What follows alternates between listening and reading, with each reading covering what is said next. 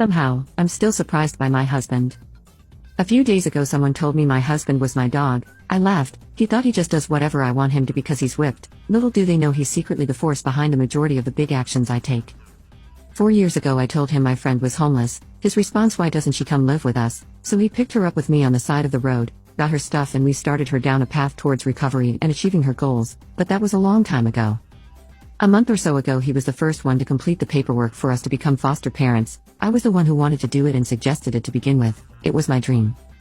The other night I told him, "Oh, this girl missed their ferry and don't have anywhere to sleep, so they're crashing on the couch." His response, "Did you prepare the guest bedroom for her?" And then promptly goes to make the bed properly.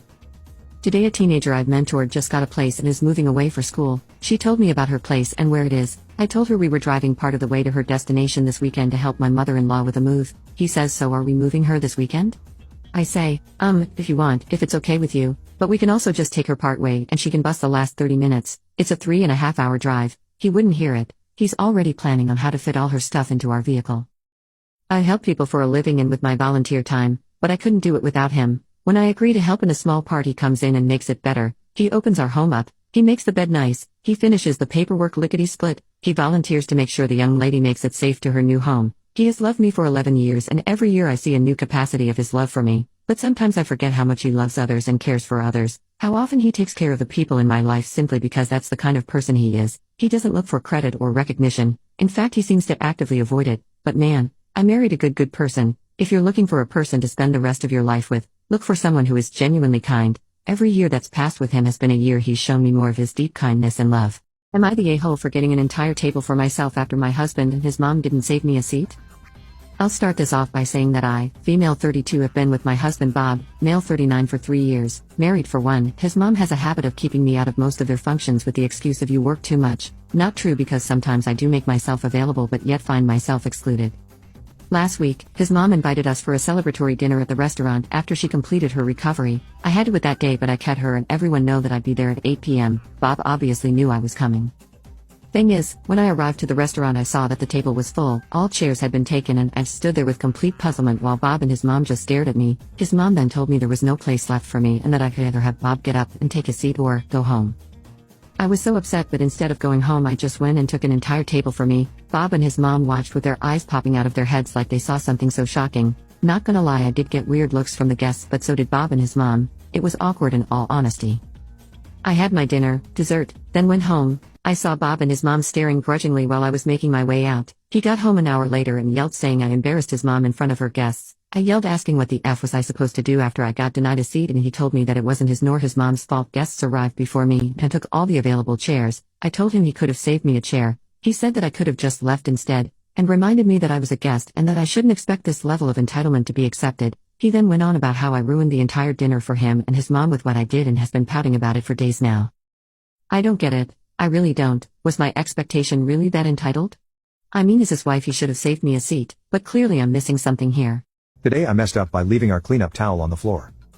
Okay, so a few pieces of background info. 1. This story happened several years ago with my ex-girlfriend. 2. My ex has asthma, so in her room she had this machine that removes dust from the air, kind of like a dehumidifier but for dust. This will all make sense soon. So, my ex-girlfriend and I were in college at the time, and on the weekends we would usually stay at her parents' house. Her room was on the opposite side of the house than theirs, so as long as it was late at night or early in the morning we usually had a lot of privacy, and her parents knew what was up and left us alone for the most part. So one morning we do our thing as usual. Afterwards we saw that the towel she used to dry off after her shower the night before is laying right next to the bed, so we used that to clean up and then throw in back on the floor for the time being. A few minutes pass and we are still laying in bed lazily, and her mom knocks on the door and we tell her to come in. No big deal, we were still under the covers and everything, but then she asks my ex if she had cleaned out her dust machine any time recently, to which she replies no. You might be able to see where this is going now. She picks up the finishing towel and starts walking over to the dust machine. My ex and I are frozen solid and don't know what to do. Of course part of me wants to scream for her to put it down, but I don't. She starts cleaning the machine and then after a few seconds just goes, "What's all over this? And throws it on the ground and runs out of the room. My ex and I wanted to die. Nothing was ever spoken of this incident. I got into one of those situations where a stranger had to pretend to know me. I, 19 female, was traveling alone on the London Underground yesterday evening. It was fairly busy, so I had to stand near the doors. There was a man standing opposite me, probably late 50s, and I felt him staring at me, but I brushed it off and ignored it. After a couple minutes he approached me and stood about half a meter away from me, and said that he would like my company on the journey. I was a bit uncomfortable at this point but just smiled. He started asking me questions about myself, including my age and where I was going. I was giving him pretty dry replies but he didn't seem to get the hint.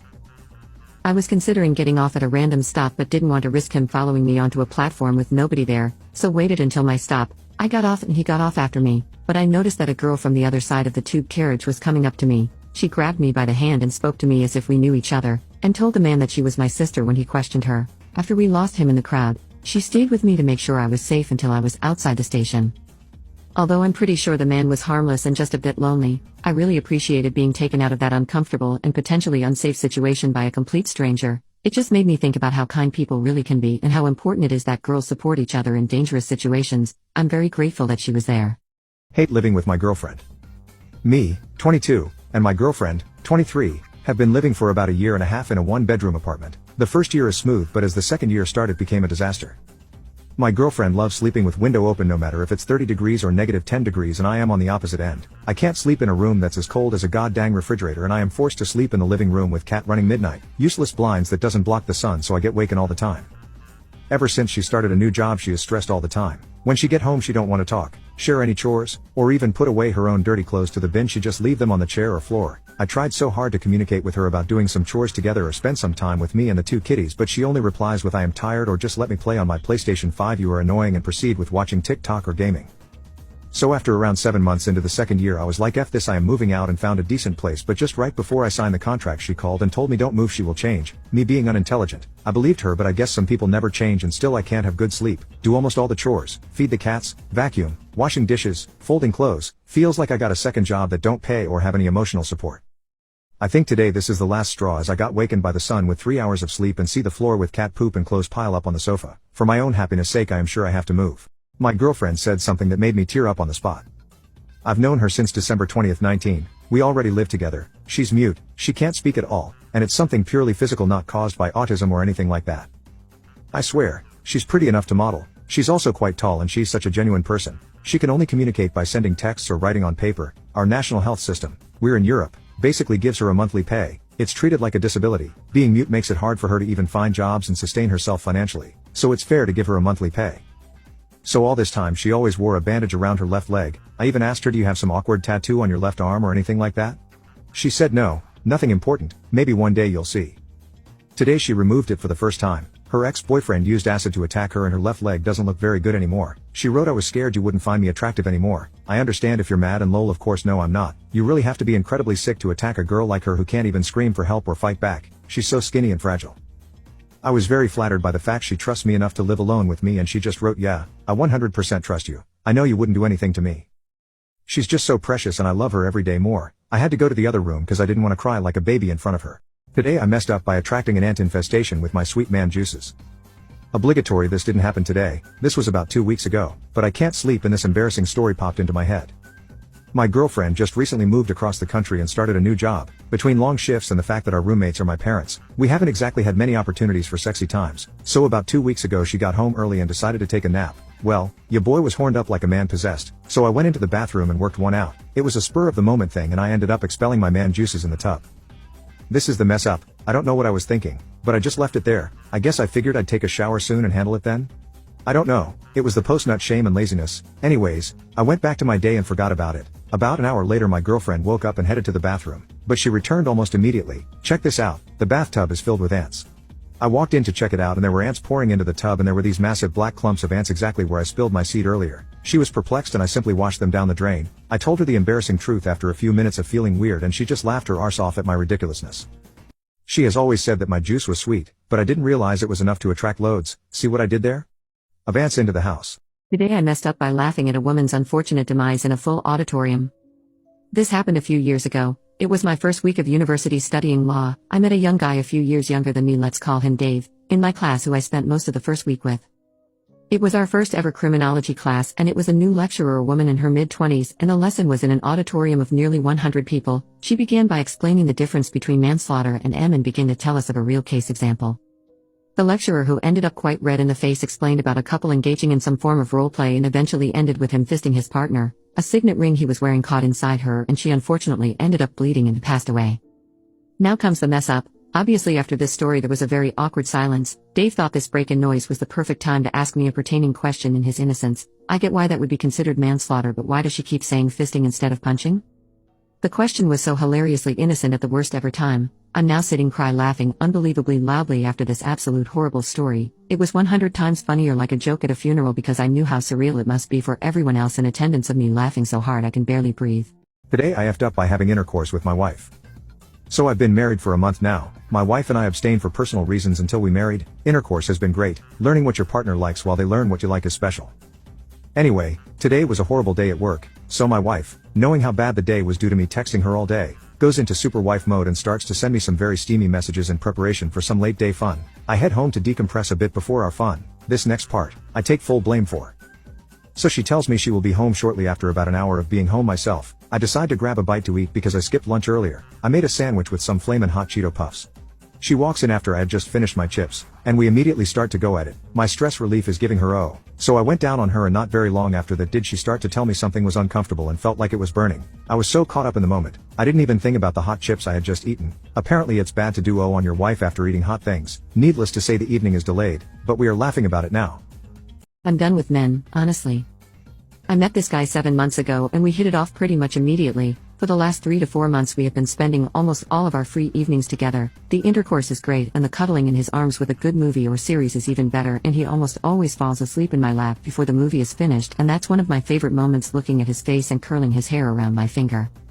2 Fridays ago I made dinner and he brought wine. He fell asleep to what we do in the shadows. He woke up later and we had the most amazing intercourse I've ever had. When he was almost there he said, "God, I love you." I just bursted into tears. I know, silly, and said I loved him too. When I later cuddled him for some after play he said it again, and so did I. He left the day after and I haven't heard from him since, so what the F? I tried to call and text him several times the following 2 days, nothing. I know people say all kinds when they're climaxing, but what the F? Not the tiniest explanation, just like falling asleep and never seeing the end of a movie. He just left this without seeing the end. Tipping in the United States is getting way out of hand. My girlfriend wanted to play some pool yesterday, so I picked a bar that had pool tables and walked there. They wanted $5 cover each just to get in, so I paid thinking that was to cover playing pool. Nope. When we got inside it turns out you pay $8 per person for each hour. Seemed to rip off to me, but whatever. We'd already walked all the way there, so we started playing. Got some drinks, I tipped the bartender, played for 1 hour, and then I returned the pool balls. When I pay the $17 for the hour of pool, the cashier turns the screen round to face me asking me how much I want to tip.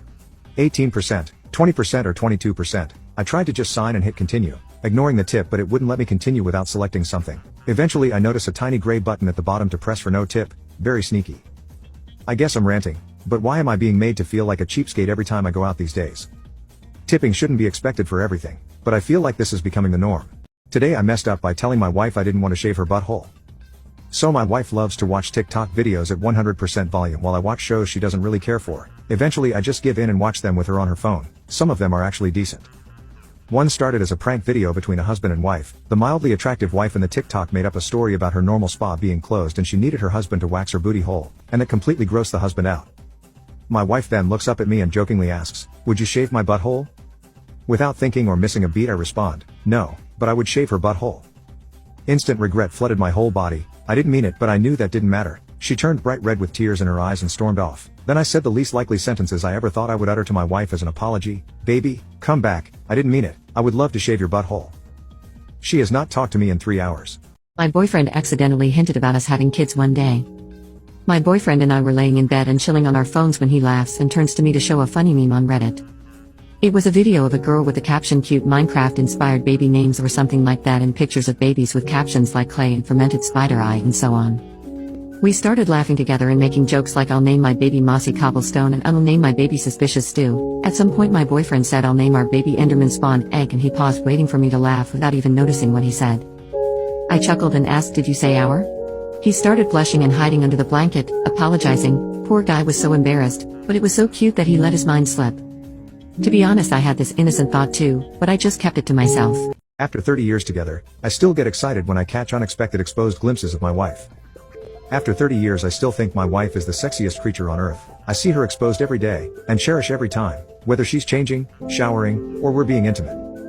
What really gets me excited, though, are the times I see a little bit of something when she's just going about her day, like when I catch a glimpse down her shirt, or when she wears short shorts and I catch a glimpse of her cheeks, or when she puts on her pajamas and her chest are poking out, or when she does yoga and gets in the happy baby pose, or when I catch a tiny bit of camel toe when she wears tights, or when I see a little side chest. It drives me nuts. I just needed to tell someone. If I tell her, she just rolls her eyes. I think it's disrespectful to share it with my friends, so I shared with you. Also, she still has almost a perfect chest.